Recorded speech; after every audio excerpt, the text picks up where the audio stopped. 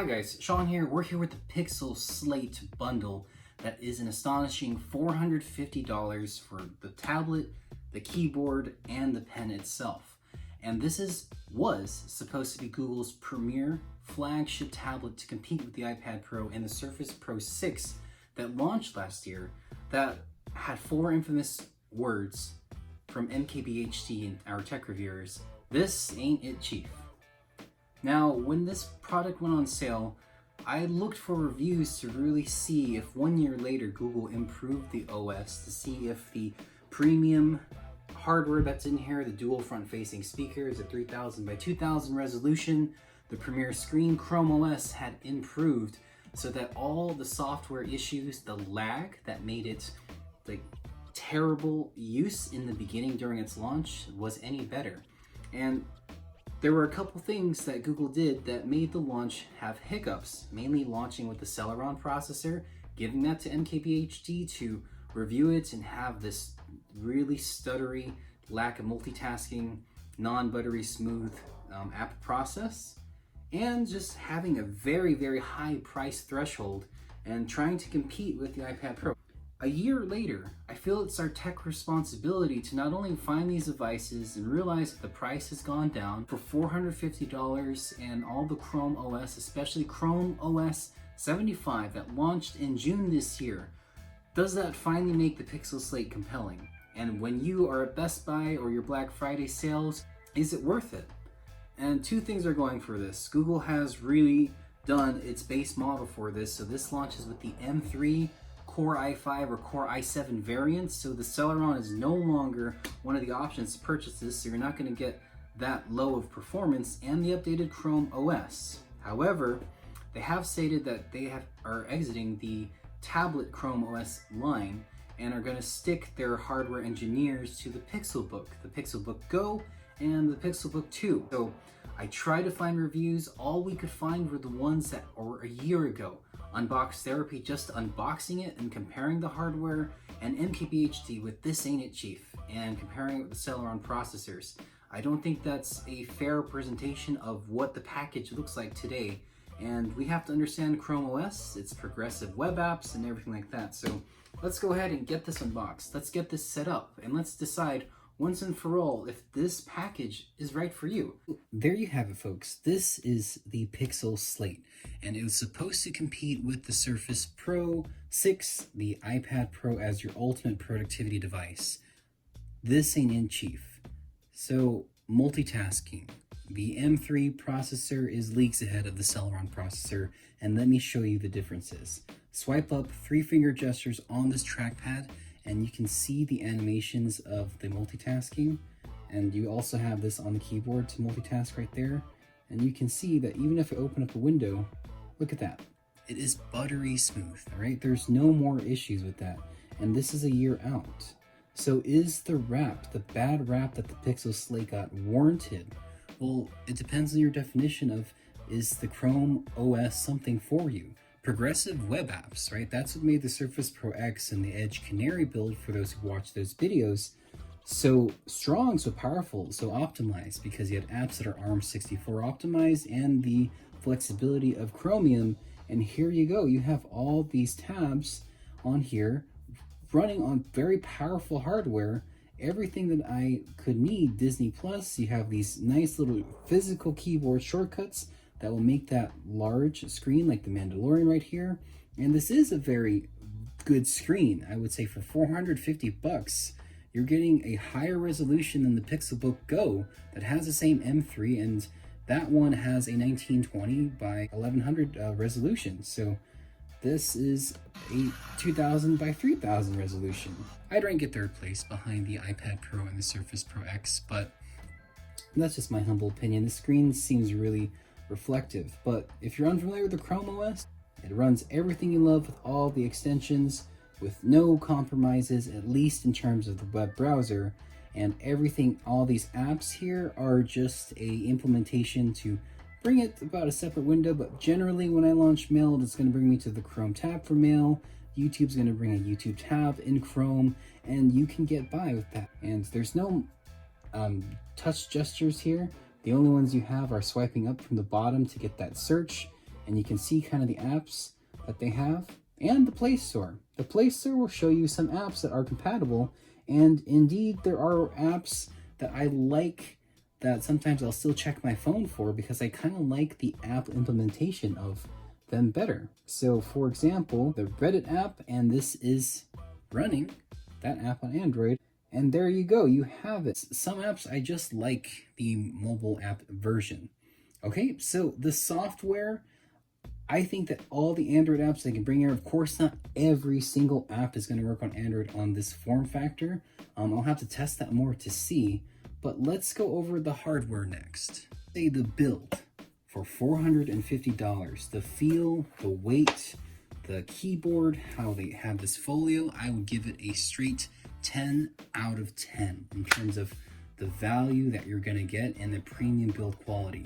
This is all magnets here. So let's go ahead and take this device out. You have your pins right there. All right, same thing. Holding the Slate up, look at that. It is buttery smooth in terms of its multitasking, all right? The hardware is fixed, it's caught up. At least it's the purest and most fair form we can judge the Pixel Slate on. Okay, it is reflective, but let's go over the hardware. Premium build, you can see the speaker grills on the bottom, on the top, on the left, on the right if you're holding it in landscape mode, your lock and your unlock button, all right? And that's also a fingerprint reader. And how much this weighs. I would say relatively to the iPad Pro, Surface Pro X, this is a pretty light device. You have your USB-C here, USB-C on this side. It can charge on both ports. It's a very well built device. And the camera over here, let's see what the back camera has. All right, so you're not gonna get the best cameras on here, but you're at least gonna get the ability to take pictures. I really like this keyboard. I'm just gonna say it. It feels very comfortable. And again, it just goes like that. It doesn't have a kickstand, but it does have this full back magnet that can attach and basically go down to any angle that you want. All right, but this doesn't magnetize up to the bottom lip right there. I feel like it's probably a patent that Surface has, but now you have this at any viewing angle, and I, for one, really like the keyboard functions that they have here. So full screen refresh, the multitasking app, again, look at that. All right, tell me that's not butter smooth after I'm spamming that button. You have your brightness right there, pause, play, your volume buttons. It's basically cutting to the chase, and this trackpad is very full itself. It is pretty large for its thing.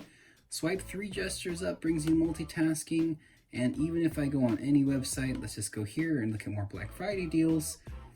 2 finger to zoom in and zoom out. All right, and if I don't like the screen, I can just brighten it. So I feel like the strengths of Chrome OS are with the keyboard. It is very strong. You have all this, and it feels very comfortable to type, and I like the search button, so let's go to Google Keep. Let's write a new note. How is the typing experience? Typing on this is very comfortable. There's something about these circle chiclet keyboards that really bring this package together. And getting some of the applications from the Play Store here, which I appreciate because you can play some of your games and run them, but I probably won't use this more as a casual device. I'll probably use it to get the app version of things that I pay attention to. Let's just say, let's get this here, YouTube Studio. Just laying in bed that the tablet OS component of this has improved. Swipe from the bottom and you get that nice buttery smooth multitasking features. All right, YouTube Studio, that's an app here, that's on Android. Google Keep. All right, swipe from the bottom and you get your list of apps kind of in the hub, but you also get the power of the Chromium build right here. So I can swipe this down and I can go all the way to my Chrome, zoom in, zoom out. Swipe from the right doesn't do anything in this tablet mode, but this brings you back. So swipe up, swipe down, smooth enough. I feel like this is such a powerful tablet, such powerful hardware, and it's so lightweight. It's the lightest tablet device that I've held in a while, at least this big, 13 inches.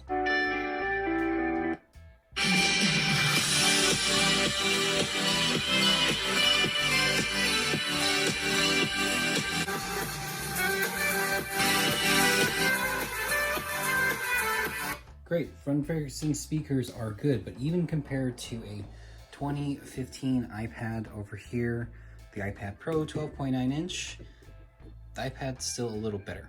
I would say it's a best kept secret deal of Black Friday because you're getting a premium hardware build on an optimized OS, albeit 1 year later. In our 1 year revisited review, Chrome OS runs buttery smooth on the Pixel Slate.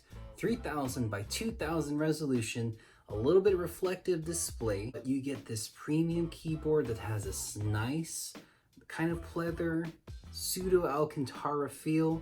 The keyboard chiclets feel great, and we've seen multiple times that the multitasking features, whether it's through the touchpad or using the multitask button on the keyboard or swiping, is buttery smooth now. So for $450, you get a near 13-inch screen, very high resolution, great for playing YouTube videos, progressive web apps, so that means Disney Plus or Netflix or anything that you can browse on the web. There's a certain niche of users who like the lightweight operating system that this has and doesn't want to be bogged down by the traditional Windows ecosystem. Yes, this device launched near disastrously with the Celeron, but you knowing that Pixel or the Google line of made by Google hardware is doubling down all their efforts into the clamshell world, and you have this device sitting on the shelves of Best Buy or the Google store with all this premium hardware build with great speakers, great screen,